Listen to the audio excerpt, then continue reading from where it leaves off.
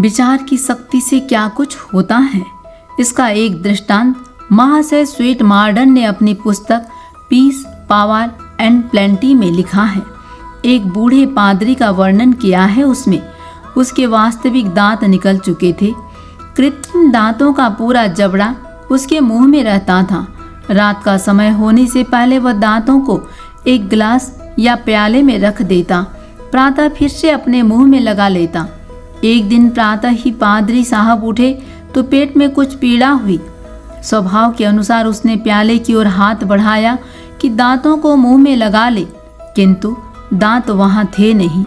पादरी साहब को ध्यान आया कि रात के समय दांतों को मुंह से निकालना भूल गए। वे पेट के अंदर चले गए। उनके कारण ही पेट में पीड़ा होती है। इस विचार के आने पर ही पीड़ा बढ़ने लगी। पादरी साहब चिल्लाने लगे। साथ वाले कमरे से दौड़ती हुई उनकी पत्नी आई, बोली क्या हुआ? पादरी साहब कराहते हुए बोले, रात को मैं दांत निकालने भूल गया। वे चले गए पेट में। अब वे मेरी आंतों को काटे डालते हैं। मैं मरा जा रहा हूँ। पत्नी ने घबरा कर डॉक्टर को पूछा। डॉक्टर ने सारी बात सुनकर कहा, यह तो सर्जन का केस है। पादरी साहब को अस्पताल में ले आओ और वहां जाकर इन साहब का ऑपरेशन कराओ। तभी एम्बुलेंस गाड़ी आई। रोते और चिल्लाते हुए पादरी साहब अस्पताल पहुंचे। अस्पताल के डॉक्टरों ने सारी बात सुनकर कहा, साहब इतने बड़े दांत गले के अंदर कैसे चले गए? यह तो केवल मनुष्य का गला है, हाथी का गला तो नहीं। पादरी साहब ने कराहते हुए कहा, आप क्या जाने, पीड़ा मुझे हो रही है और आप उपहास कर रहे हैं। जिस तन लागे सो तन जाने, को जाने पीर पराई। डॉक्टरों ने कहा, अच्छा भाई ऑपरेशन करके देखते हैं।